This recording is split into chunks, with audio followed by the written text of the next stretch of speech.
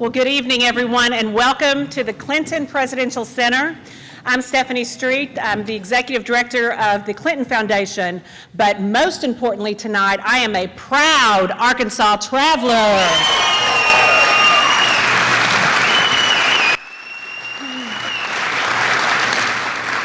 We're so thrilled you're all here to join us tonight as we open our newest exhibit honoring each and every one of you. Making Politics Personal. The story of the Arkansas Travelers is a tribute to the power of people, the art of persuasion, and the strength of a common purpose.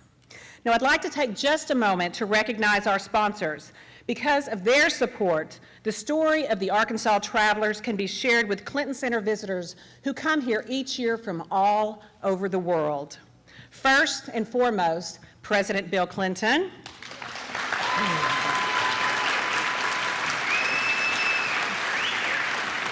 Entergy and Entergy Travelers, James Jones and Ann Pride. Insulaco Tenenbaum Enterprises and Travelers Vince Insulaco and Judy Tenenbaum. The McClarty Companies, Donna and Mac McClarty, and I believe Franklin and Gabby are here with us this evening, somewhere in the audience, so thank you all so much. Jim and Nancy Blair, Cam Rose and Ross, Edward Katz, the Tenenbaum Foundation, Harold Tenenbaum, the Little Rock Convention and Visitors Bureau, James Lee Witt Associates, Rick Fleetwood, Brent Bumpers, Buddy Young, Senator Mark Pryor, Senator Blanche Lincoln, and CPC Strategies, Steve Patterson and Shelley Barron. Thank you again to all of you for your tremendous support.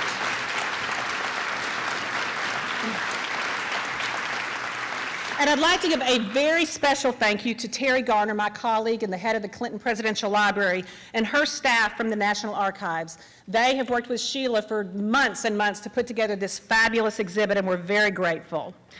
To Bobby Roberts and all the folks at the Central Arkansas Library System, and travelers David Balin, John and Sherry Joyce, and Rick Watkins, who have all gone beyond the call of duty to organize all aspects of this weekend.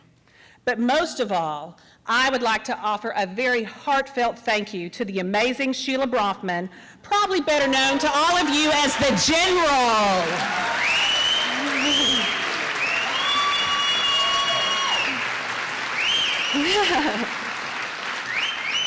I learned very early on in my career to never do anything that, to always do exactly what Sheila Bronfman told you, and I know you all know that very well too.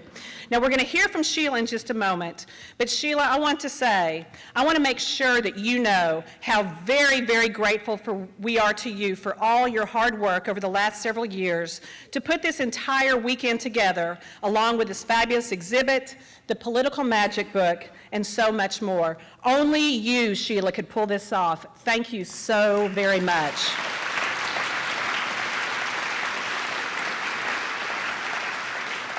Now I would like to ask Ambassador Terry Shoemaker and Alice Chamberlain, our friends from New Hampshire, to come to the stage for a very special presentation.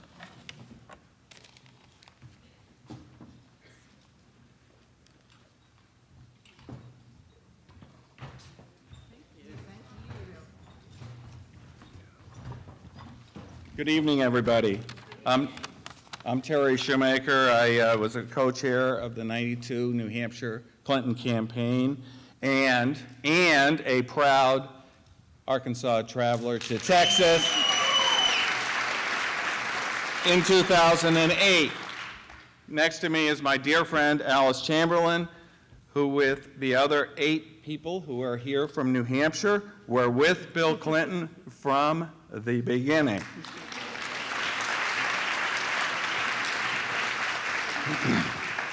All of us in New Hampshire are so honored to be here tonight with you 21 years after the travelers first came to our state. We feel very lucky to have been hosts to the Arkansas Travelers in the historic 1992 New Hampshire primary. Frankly, it is very simple. We would not be here if it weren't for the travelers' work in New Hampshire.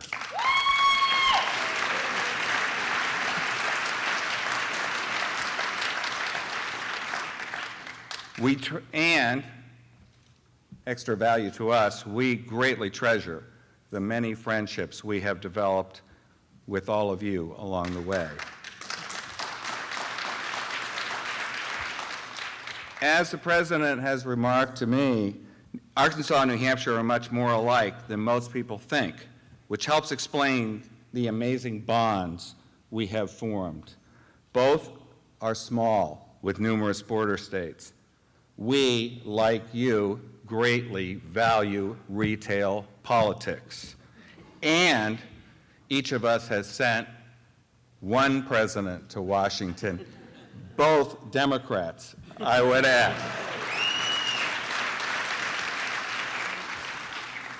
When we announced our state's vote at the '92 convention, we described Bill Clinton as a man who is as strong as New Hampshire granite and as warm as our winters are cold. We wanted to celebrate our friendship with Bill and Hillary and commemorate the bond between the great states of New Hampshire and Arkansas with a gift of granite, symbolizing that which endures. And now Alice will tell you about a couple of mementos we'd like to leave with you tonight. Thank you.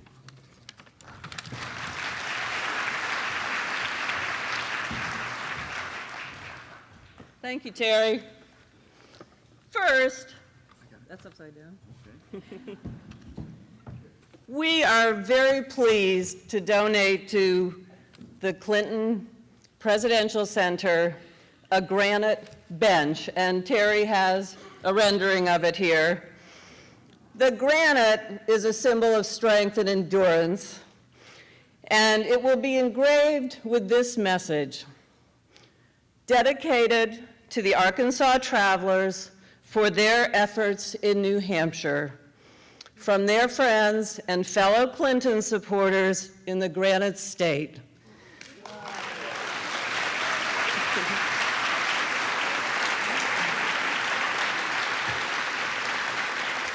So, quarried from New Hampshire granite, the bench will honor the work and the dedication for ages to come. Your work, the traveler's dedication, thank you so much. And with the bench comes something else, something that we thought would symbolize the growing friendship that we have with everybody in this room.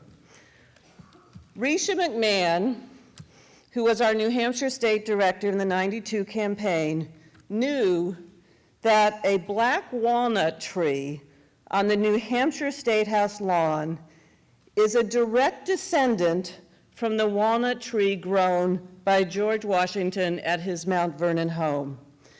And our Secretary of State, Bill Gardner, who many of you know as the keeper of the New Hampshire First in the Nation primary, actually is also a keeper of the black walnut tree. And Bill Gardner wanted to donate a tree to the Presidential Center here in Little Rock. He has written a proclamation that bequeaths a New Hampshire black walnut tree to the Clinton Presidential Center, and it explains the historic roots of our black walnut tree. We think it's a perfect symbol of our friendship with all of you here tonight. It's really our great pleasure to bring you these very small gifts. You and the Clintons have given all of us so much more. So on behalf of all of us who are here from New Hampshire, thank you, thank you.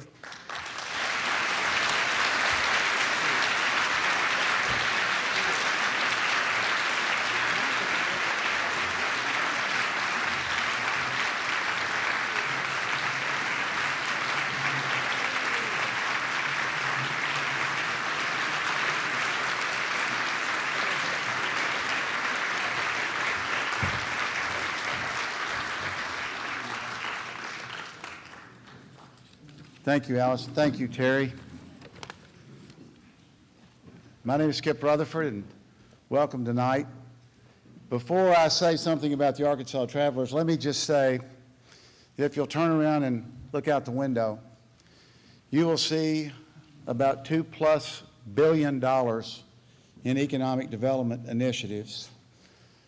If you look over here, you will see a school, one-of-a-kind school, where students are performing outstanding projects all over the world, and a beautiful urban park with wetlands and a pedestrian bridge. The Arkansas Travelers helped elect a president who turned the economy around and who made America better. But let me tell you, Mr. President, thank you for what you've done for Little Rock, Arkansas.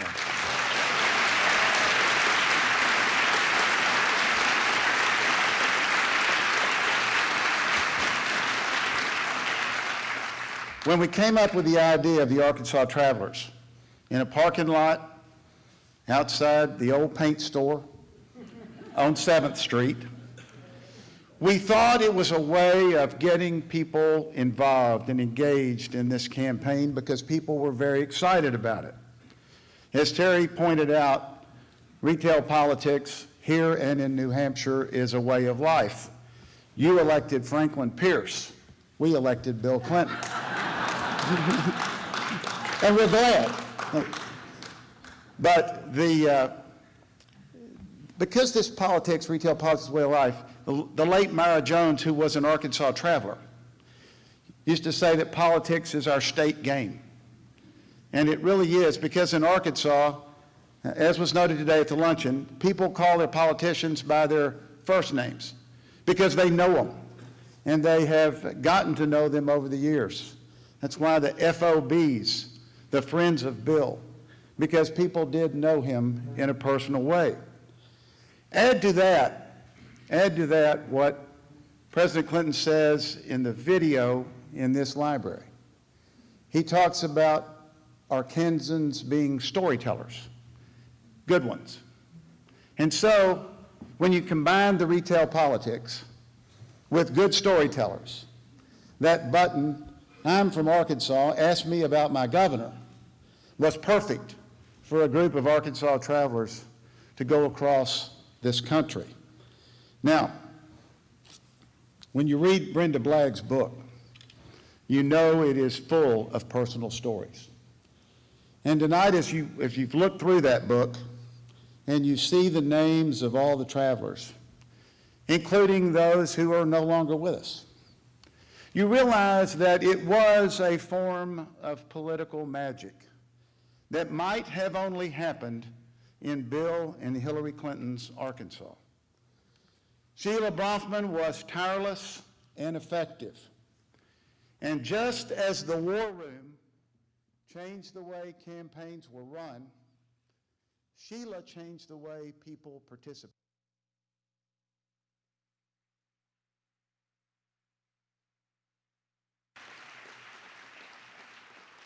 We're not talking about bells and whistles, we're talking about vans and one whistle. And while 1992 was memorable, some things remain constant. In 2008, there were Clinton School students who were Arkansas Travelers for Hillary. And one day, one of the students came in and said, "Dean, Sheila says we're leaving at 10 a.m. And when I told her you had a concern about us missing class, she said that was your problem for you to fix it and get it done, that we're on the trip." And so exactly what happened. They missed class, I excused it, and they went on the trip. And that had a lot to do with what made this campaign work, her energy. What also made it work was a person who hadn't received the credit he deserves. And that's the person in the campaign who managed the political operations and who incorporated the travelers in the state strategies. Sometimes, as we know, that is not always easy. But he did it well. And as the political director of 92 Clinton Gore, he did one heck of a job. Ladies and gentlemen, welcome home our buddy, Craig Smith.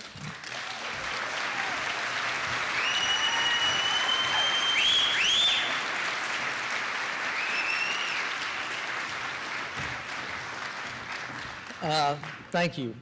As Skip said, it was one of my jobs to coordinate the activities of the Arkansas Travelers. So for all of you out there who were travelers, I was either the wind beneath your wings or the sand in your gears on any given day. Now, one thing that a lot of people don't remember about the 1992 campaign is this was before the days of billion-dollar campaigns. We didn't have a lot of money. And in most state campaigns, our campaign staff was 3 people. That's what the budget allowed. We would send in 3 people. And as the state directors would get there, the first thing they would do is they'd say, "Where's the field staff?" And I'd say, "Well, you know, I've got something for you.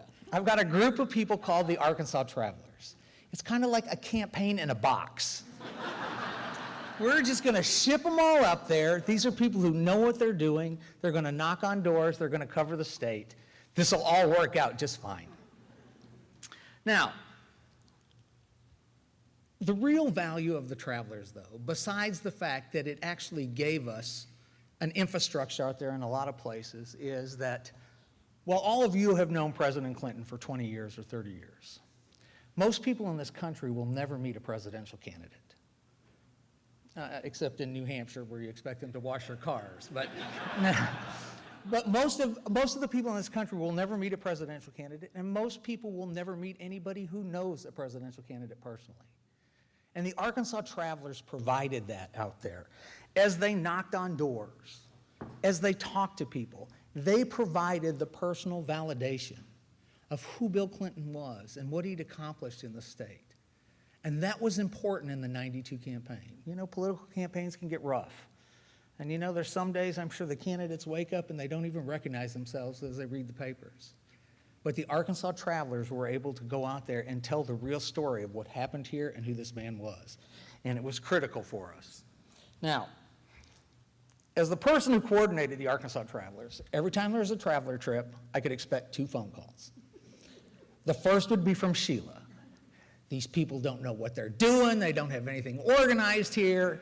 You know, we don't know where we're going. We don't have anything set up." 10 minutes later, like clockwork, I'd get a call from the state director. "Who are these people? What are they doing in my state? What are they supposed to be doing here?" It was like clockwork. But at the end of each trip, the state directors would always call and say, "When can I have them come back?" That was important. So, Sheila, as the person who put together the political army that changed politics in this country and ended up changing America, congratulations and thank you. So Sheila Brockman.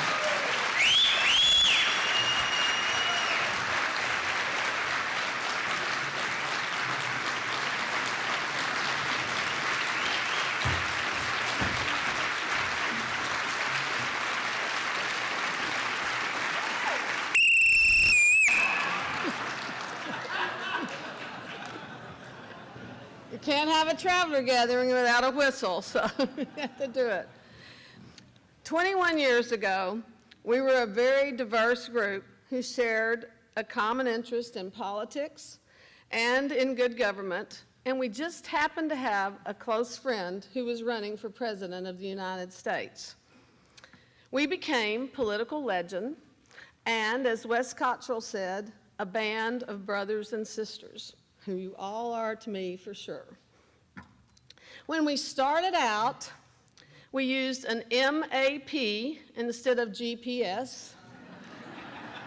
We had a payphone instead of a cell phone, typewriters instead of computers, snail mail instead of an iPad, instead of email, a notepad instead of an iPad, and a handshake instead of a tweet. So, along the way, we got lost in Chicago, lost in a national forest in New Hampshire, lost in rural Iowa. We survived vans without heat, vans stuck in the snow, flat tires, fender benders, speeding tickets, and fires in our hotels. So, in rain, sleet, and snow, we were chased by dogs, greeted by felons and naked men, and ended most days with that we were frozen, sunburned, and tired with sore feet. It was political camp for adults, and I know for a fact that we are all ready to do it again in 2016.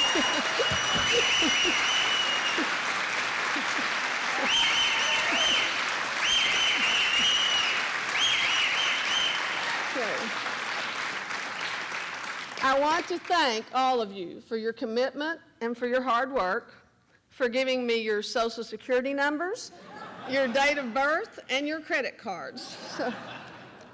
And because of you, President Clinton, and because of Secretary Clinton, all of us have developed such a strong bond of friendship that is evidenced by this gathering this weekend and tonight.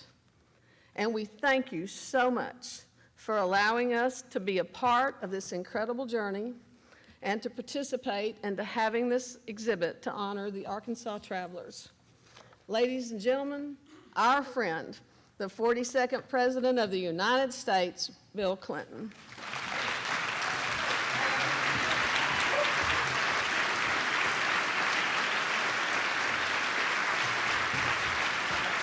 Thank you. Thank you.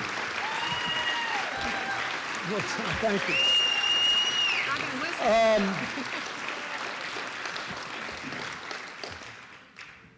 I want to begin by saying that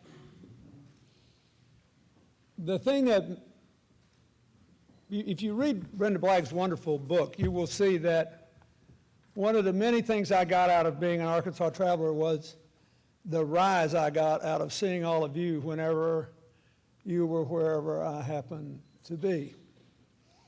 And that is because starting really with the controversies that began to divide America in the 1960s, politics, which has always been a tough game, but became more of a blood sport that often looked more like a cartoon than a reflection of real life, real disagreements, and real issues. And the bigger America got and the more media became important, the further national campaigns got away from the kind of things we took for granted, all of which Brenda documents so beautifully in this book.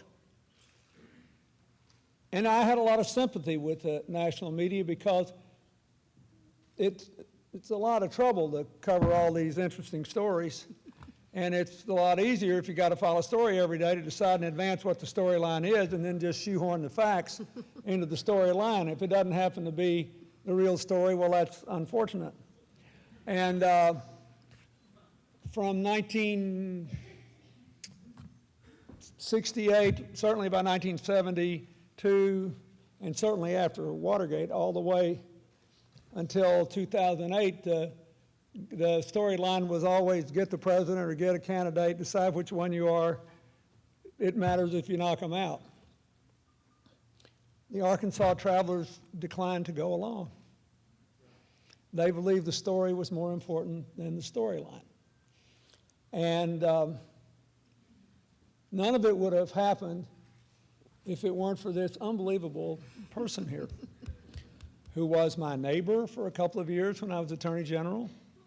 We lived around the block from each other. We became friends.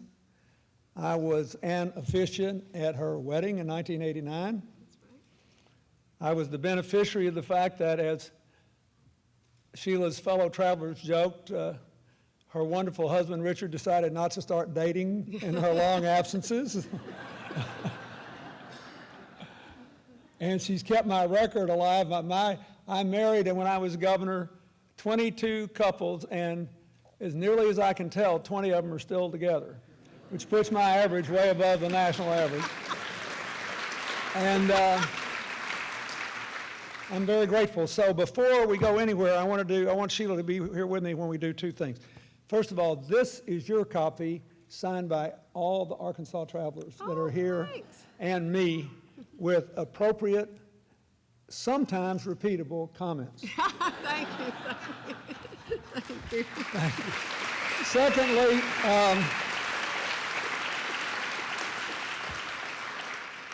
70 of the travelers have left us since that cold winter in New Hampshire 20 years ago. And I think that, and all of them were friends of some of us. Some of them were very close friends of some of us. And I think we owe them a moment of silence before we go forward. So please bow your head.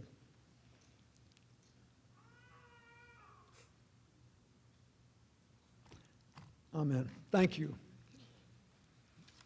Now, the other thing I want to do is to say, I think you shouldn't have to sit through the rest of, stand through the rest Can I of it. go So sit yes, down? you can Thank sit you. down now. To give him another hand. I want to thank,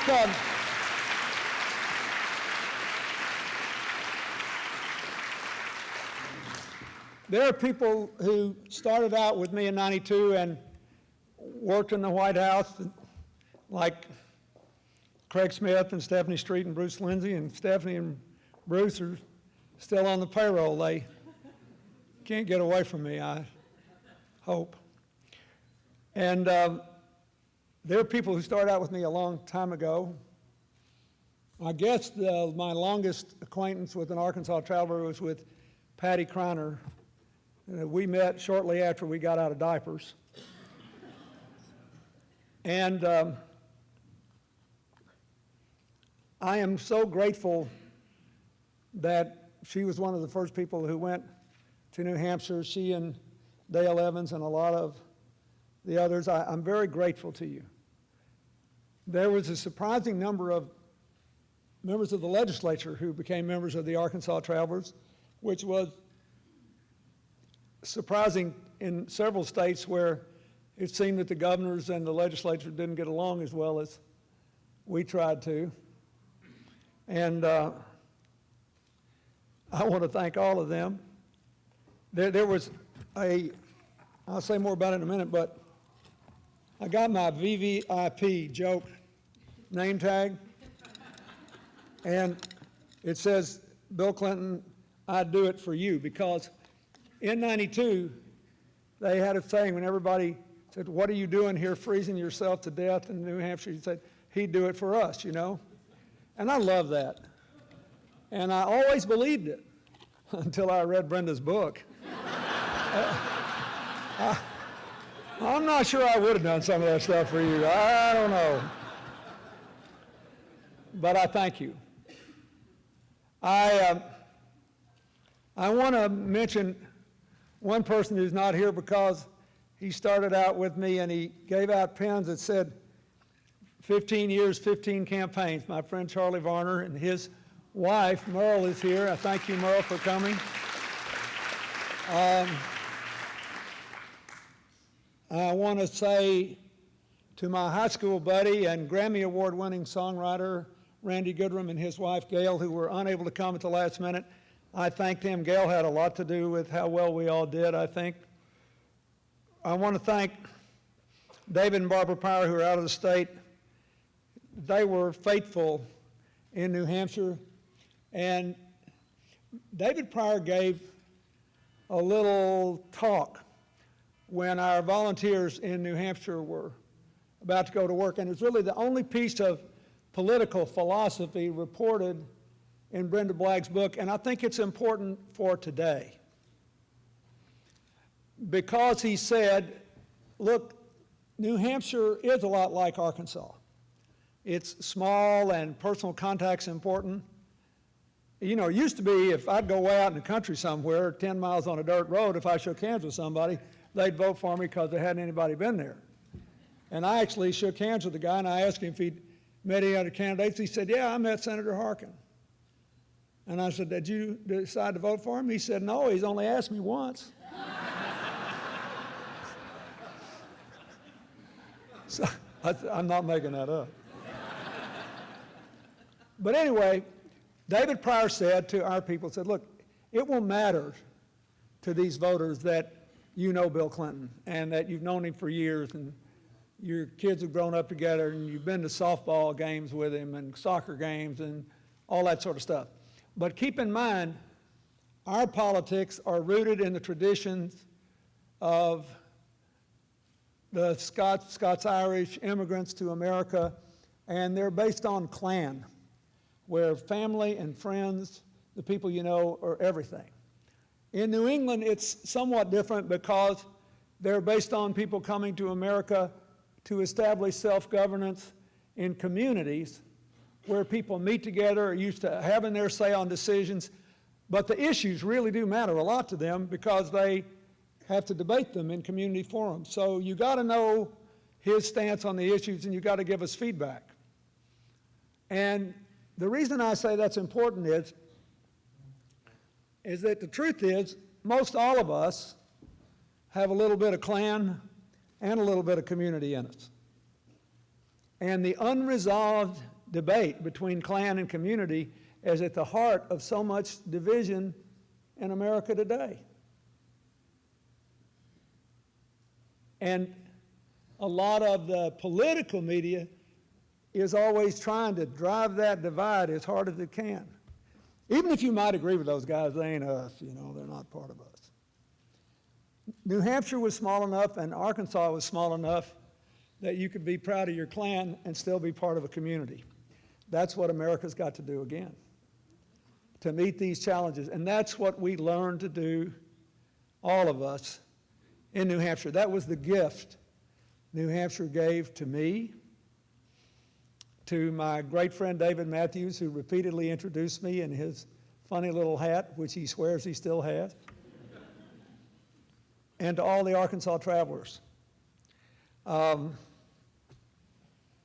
thank Terry and Alice and Risha and Deb and Nancy and all the people from New Hampshire who are here and all the ones who couldn't be here, because they enabled me to run a race like I would have run it here, and to find a person, often a kid, that reflected something I cared about that was animating this race.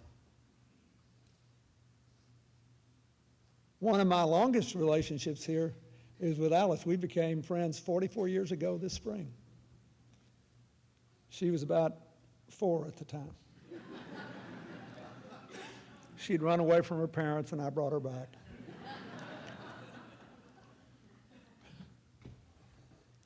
And I just can't tell you, you know, I'm still, New Hampshire works because it is a Democratic small d. That's the difference in a primary and a caucus. Everybody gets to show up, and you don't have to be somebody, even if you work at night, you can show up. Even if you got kids to work at, you can show up. You just show up and you have your say. And I never will get over what they did for me. We went from low 30s, we were sinking like a rock, we were headed down to single digits, and they turned it around in a matter of days. And I'd never seen anything like it, but I was sure it could happen there because of the intense personal nature of the campaign.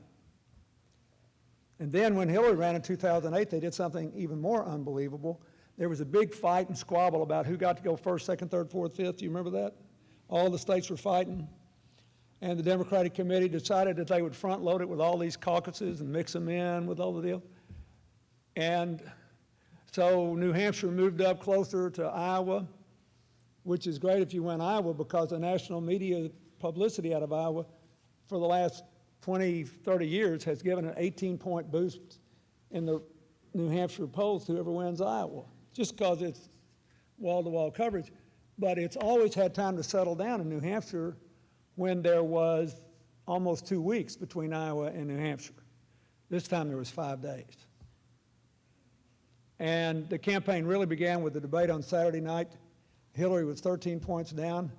Everybody said she'd be lucky not to lose by 10 points. She never ran a single negative ad and won the state by 3 points. I have personally never seen a 16-point turnaround in 2.5 days, positive ad. And It's because of the way New Hampshire works.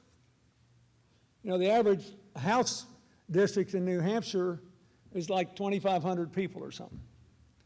And you had the Speaker of the House was a woman, the head of the Senate was a woman. Now everybody, you can't get elected if you're a man in New Hampshire. We're going to have to find a gender discrimination suit against them now up there. Even the Republicans won't vote for a man anymore. But it was amazing because all these legislators actually knew virtually all of their voters. I never saw anything like it. I have physically never, but I know this. It is a good thing that someplace in America, people still relate on a human, personal level and to the people they represent. It is a good thing that they know the names of the people who don't vote for them. And they remember their people too. Their kids get sick, or they have trouble in school, or they get in a car wreck, or they've got an autistic child. They know it is real, it is flesh and blood. It's not some attempt to shoehorn a complicated world into a two-dimensional cartoon. And so I'm very grateful for that. And I am grateful for what the travelers did throughout America to go up and say, now, I know this person, and I've known him for years, and I know this, that, and the other thing. And then if they want to talk about issues, you could talk about that. But it was really interesting reading Brenda's book, seeing when they went from place to place, the people that wanted to know where I stood on the issues, and the people that just wanted to know what kind of person I was. The Klan and the community. The travelers managed to do both. And for that, I am extremely grateful. I do want to say, though, that I'm not kidding when I say I hope this whole thing wasn't under false pretenses, because there are some of these things I'm not sure I'd do for you that Brenda says you did for me. Well, on page 71 of her book, there's a picture of Jay Bradford and his wife, I hasten to say, in bed with Sid Johnson. And Jay was then one of the most prominent members of the Arkansas Senate, and he said, you know, I had often been accused of being in bed with the AEA, but it's the first time it had actually happened.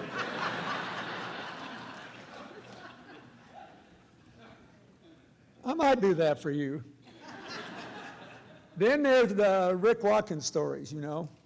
I became convinced after reading Brenda's book that he had spent himself into poverty promoting inebriation among the Arkansas travelers and also errant voters. There seemed to be one sliver of our travelers who believed that the only votes you could really swing were the people you could swing after 11 o'clock at night in some beer joint.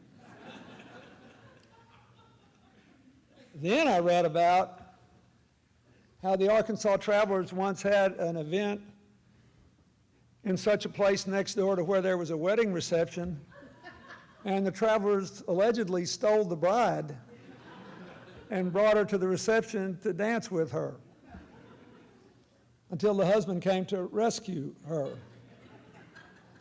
It was all very innocent, but with her impish sense, Brenda left you hanging till the end, till you found out how innocent it was.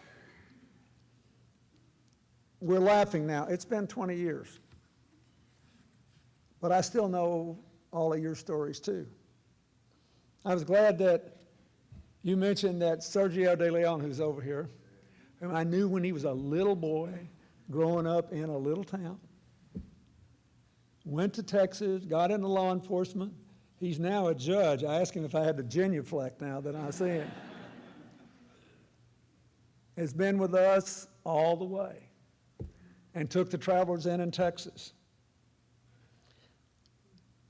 I remember this.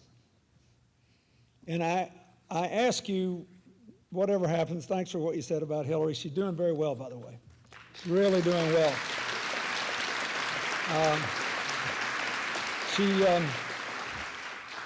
she's going to work every day in the last 3 weeks of her tenure. She still has to rest a little more, and her eyes are getting better every day, so everything's going to be fine. But she wanted me to tell you she was sorry she couldn't be here tonight. She still can't fly more than an hour at one time, but within a month or so, I think everything will be good as new. And I think she did, in her Senate and House testimony, put to rest the fact that at least her brain's not working just fine. And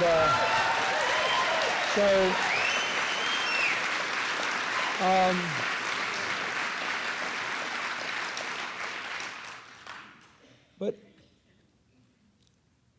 the interesting thing to me, when I was heavily involved in this year's campaign, is how finally all this super sophisticated technology is actually allowing us in larger settings where it is not possible to physically communicate with everybody, to knock on the doors, look into the eyes, shake hands with, and have a discussion with people who would actually be undecided but might entertain voting for our candidate.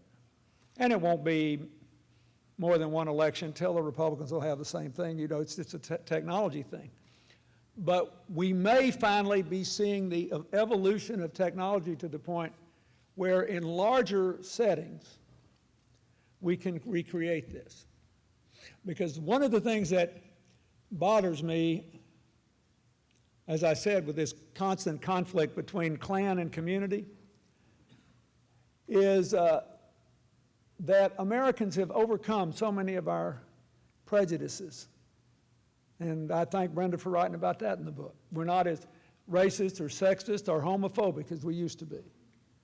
We don't have any bigotries left, except we just don't want to be around anybody that disagrees with us anymore. Now, we know you can redraw congressional district lines, but the county lines stay constant, right?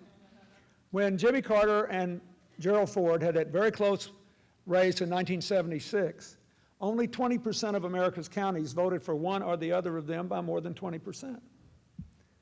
By 2004, when Senator Kerry, about to be Secretary of State Kerry, gave President Bush the closest re-election margin of any president re-elected since Woodrow Wilson in 1916, 48% of the counties in America voted for one or the other of them by more than 20 points.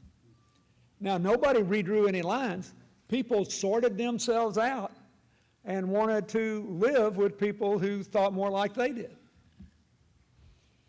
And that means there weren't as many barbershops and beauty salons and cafes and civic clubs and bowling alleys and other places where people run into each other, where they were having real honest discussions and trying to come to terms with this in the spirit of the New England Town Hall meeting. And so when you see all this stuff going on in Washington, it is really a reflection of people being thrown together who represent the arguments they're having at home only on one side or the other. So if you want Washington to work more like you think they should, the people you send to Washington have to come out of an environment where people have to navigate these things in the way we did in New Hampshire, in the spirit of the New England Town Hall meeting. You have to have an environment that allows you to be clannish, proud of your roots, proud of your race, proud of your gender, proud of your whatever it is, but still part of a larger community and thinking that we are going to go up or down together. And that's what I saw in New Hampshire. Once you get there, once you get beyond thinking you can define everybody in neat little categories, then you wind up making public policy based on human impact. I've watched a lot of you travelers raise your children, many of you under extremely challenging circumstances. It didn't strike me as liberal or conservative or Republican or Democrat. It struck me as brave and loving and good and decent, and that we ought to have public policy that help parents to succeed in doing that. I'll never forget that little boy in New Hampshire who campaigned for me in his wheelchair. Michael Morrison, you remember that? And on election day, when it was freezing, he was being raised by a single mother, they didn't have any money, and their car broke down, and he had promised to work a polling place for me.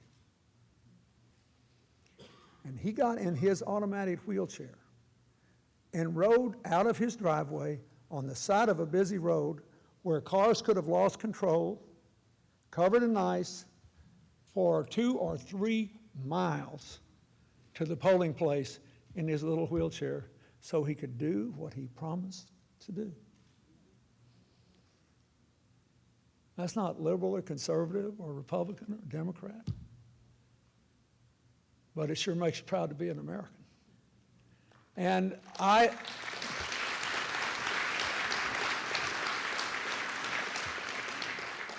so when you leave here tonight, I do think that I probably never would have survived New Hampshire and gone on if it hadn't been for all of you, both those of you who went for me and those of you who were already there. But if you think about what happened, it basically comes down to 2 things. There was a huge wave of interest in turning me from a 3-dimensional person into a 2-dimensional cartoon. And you said, I don't think so. I refuse. That is not the life I know. That's not the person I know. And there was a huge wave of interest in turning all these faces and dreams and hopes and problems and accomplishments into 2-dimensional issues, and for them to be 2-dimensional people too, are just statistics. And you saw them whole.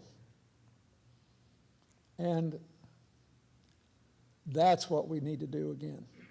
And the most encouraging thing to me, again, I will tell you, about all this sophisticated technology in this last campaign, is that it gave us at least the chance to know enough about each other going in to begin to knit things back together again. In a different world, a more sophisticated world, a world where there's not as many community newspapers, not as many community radio stations. But a 10-year-old can get on the internet and find out in 30 seconds things that a lot of us who are older had to go to college to learn. But you can also find out a lot of stuff that just ain't so. And so we have got to recreate that. We have got to be able to be part of our clan and part of our community. And we can't let each other be 2-dimensional cartoons. We're not any of us. We're all people.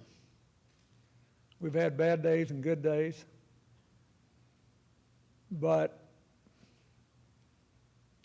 I think if you look at the results, it worked out pretty well for the American people. And in the end, and it's not just the jobs. People ask me, what are you most proud of? Economically, I say that we moved 100 times as many people from poverty into the middle class as in the Reagan years, 100 times as many, with only 35% more jobs. We had 35% more jobs, but if you move as 100 times as many people from poverty in the middle class, that's policy. That's not luck, that's not the high-tech boom, that's not anything. That is a decision that we made to go forward together. That's clan and community. Having 83 million more people subject to the absence of discrimination in health care who were covered in any way by any kind of federal program. 43 million more kids breathing air that met clean air standards so they couldn't get asthma when they were little kids.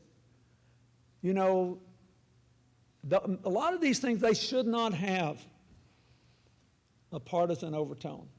And if you start with the people first and you build out from there, if you start with the stories of people first, if you imagine what people's lives are like, which is what the travelers saw firsthand and what they got to discuss firsthand, and what New Hampshire served up to them on a silver platter firsthand. If we go back and just start with where we're living and build the politics around it, we're going to be fine.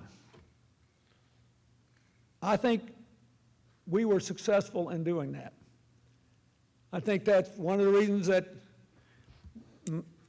for my second 4 years, we didn't just have 4 balanced budgets. It's also the only time in now, over 30 years, when the bottom 20% of our working people in income saw their incomes go up in percentage terms just as much as the top 20%. We grew together. And you own a piece of all of that. When it's all said and done, I think about the work I do now, and it's like a gift. I get up every morning, it's Christmas every morning, because of the work that my foundation does, and the Global Initiative does, and the Clinton School does, and all of you do. I thank you. But, you know, when you reach a certain age, there's only 3 things that matter, and all these other efforts. Are people better off when you quit than when you started? Do the kids have a brighter future? And are things coming together instead of being pushed apart? Thanks to the Arkansas Travelers, in 2000, the American people can answer yes to those 3 questions. And I hope that you will take that with you for the rest of your lives. Thank you, and God bless you.